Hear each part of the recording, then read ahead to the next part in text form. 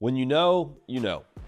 And after Florida's loss yesterday to Texas A&M, final score 20-33 in the Swamp, no less, feels like we know. We'll unpack all that right now. This conversation will primarily be around Billy Napier's job and what happens next here for Florida. So before we get to that, if you're a Florida Gator fan, I'm getting the sense here now that we are going to be discussing about who could be the next head coach at Florida here pretty soon. So go ahead and subscribe. We'll talk about it a lot, all right? So make sure you're locked in here. Talk about it a lot in terms of the future of Florida's program, regardless of what happens to Billy Napier. So make sure you're locked in here. So the conversation going into the week was the quarterback situation, right? Does it DJ Lagway gives you the best chance to win? Is it Graham Mertz? There was this small part of the population that felt like DJ Lagway playing gives Billy Napier the best chance to have his job. It didn't matter. Like, we all watched that game. The final score, I don't think, was quite as indicative as to how lopsided that game felt when you're watching it. Didn't matter who was playing quarterback. And at this point in time, it's not the loss that matters so much when you talk about Billy Napier and his future at Florida. A board meeting was called for this morning. So by the time you're watching this, they may have already met and there may already be some news on this whole topic. So we'll obviously...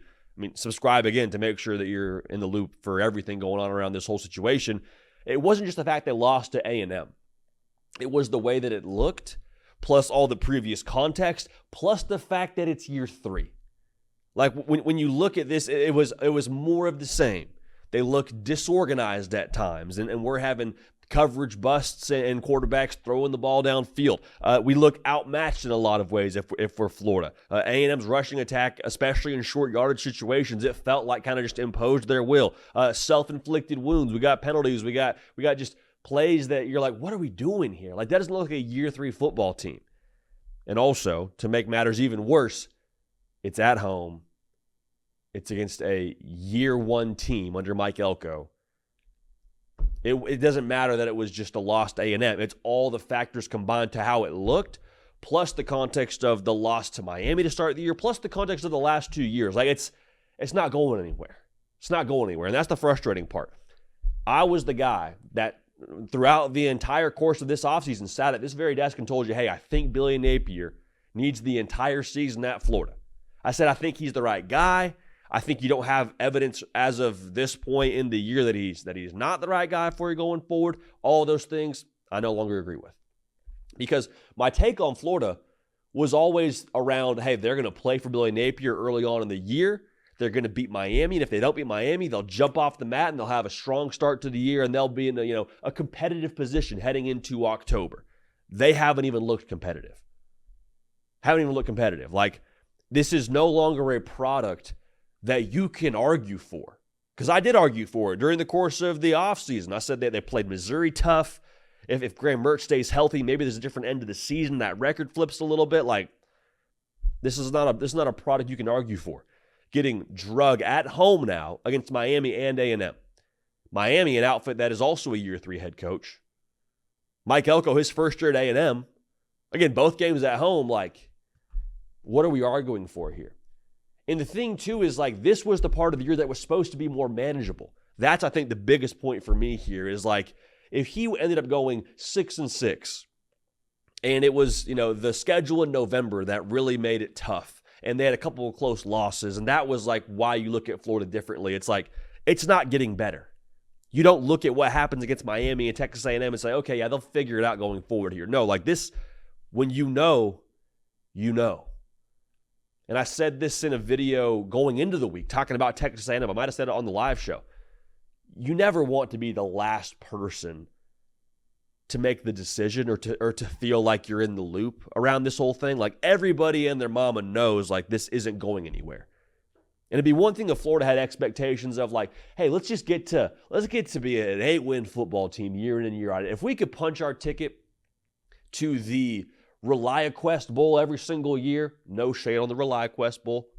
Florida has higher expectations than that. It's not just let's win 8 games, make it 9 in a bowl. Like, y'all, they got national title banners hung up there. They have a certain standard of excellence at Florida, and they should. They should have that expectation with how much they put into it, with the resources, with the geography of where they're at, being in the Sunshine State, being in fertile recruiting ground. The tradition, like they should have high expectations. And the fact that we're having to have a discussion now around, well, could he get you to like 6 wins with the way they looked yesterday against A&M and what we've seen so far, we all know it's not working here. And so if you're Florida, I think it's better to be proactive rather than reactive here.